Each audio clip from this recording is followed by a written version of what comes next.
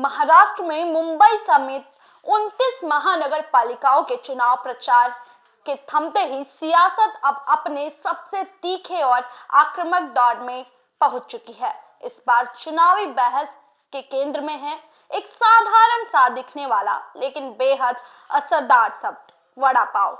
शिवसेना यानी उद्धव बालासाहब ठाकरे के गुट से मुखपत्र सामना ने अपने आज के संपादकीय वड़ा पाव जिंदाबाद के जरिए मुख्यमंत्री देवेंद्र फडणवीस और महायुति सरकार पर जबरदस्त राजनीतिक हमला बोल दिया है।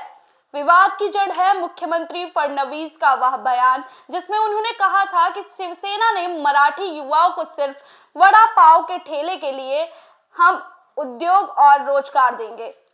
बस इसी एक लाइन ने मराठी राजनीति में भूचाल ला दिया है।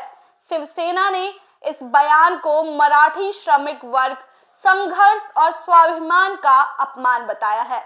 सामना के संपादकीय में याद दिलाया गया है कि जब शिवसेना की स्थापना हुई थी तब मुंबई में मराठी युवाओं को नौकरियों से सुनियोजित तरीके से दूर रखा जाता था।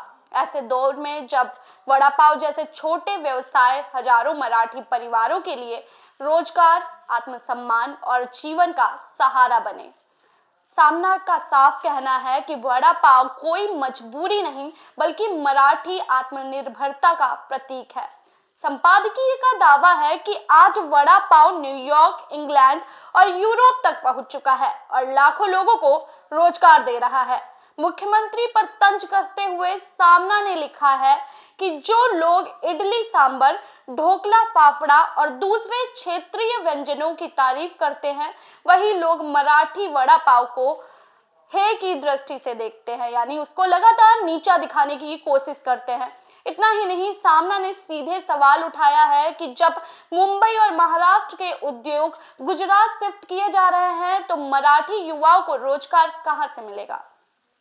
संपादकीय ने याद दिलाया है कि उद्योगों में 80% भूमिपुत्रों को प्राथमिकता दिलाने की लड़ाई शिवसेना ने लड़ी थी, लेकिन मौजूदा सरकार ने उसी नीति को कमजोर कर दिया है। सामना का दावा है कि यह चुनाव अब सिर्फ सत्ता का नहीं बल्कि मराठी मानुष के अस्तित्व और आत्मसम्मान का सवाल बन चुका है। संपादकीय का लहजा बेहद आक्रामक है।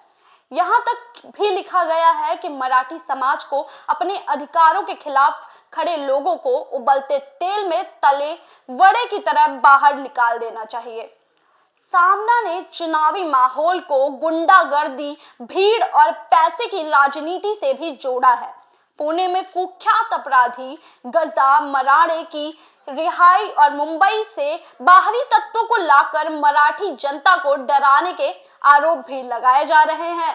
भाजपा का आरोप है कि मराठी मानुष के पक्ष में एक भी खड़ा नेता खुलकर सामने नहीं आया, बल्कि ऐसे तत्वों का समर्थन किया जा रहा है जो मराठी समाज को धमकाने का काम करते हैं।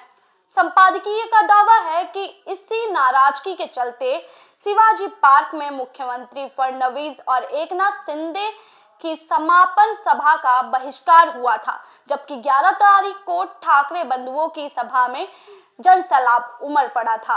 12 तारीख की फडणवीस शिंदे सभा को लेकर भी सामना ने गंभीर सवाल उठाए हैं। संपादकीय की माने तो जहां 22,000 कुर्सियां लगाई गई थी वहां मुश्किल से 2,500 लोग ही पहुंचे और आरोप है कि कई लोगों ने तो पैसे लेकर वहां पे उपस्थिति दर्ज करवाई थी। सामना ने चेतावनी भी दी है कि प्रचार खत्म होने के बाद पैसे के दम पर वो वोट भी खरीदने की कोशिश करेंगे, लेकिन मराठी जनता से अपील भी की गई है कि हराम का पैसा लेकर महाराष्ट्र का सौदा ना करें। वड़ा पाव जिंदाबाद सिर्फ एक नारा नहीं बल्कि शिवसेना का स्पष्ट संदेश बन चुका है कि यह चुनाव मराठी अस्मिता बनाम सत्ता की राजनीति है। अब बड़ा सवाल यही खड़ा हो रहा है कि क्या मुख्यमंत्री फडणवीस का बयान मराठी समाज को नाराज कर पाएगा। क्या वड़ा पाव सच में इस चुनाव का सबसे बड़ा राजनीतिक प्रतीक बन चुका है। इन सवालों के जवाब मतदान और नतीजों में ही मिल पाएंगे, लेकिन इतना तो तय है कि महाराष्ट्र की रणनीति में वड़ा पाव अब सिर्फ नाश्ता नहीं बल्कि सियासी पहचान बन चुका है। आप इस पूरे विवाद को कैसे देखते हैं? अपनी राय हमें कमेंट बॉक्स में जरूर दीजिए। तब तक के लिए धन्यवाद। मैं प्रियांशी आपसे विदा लेती हूँ।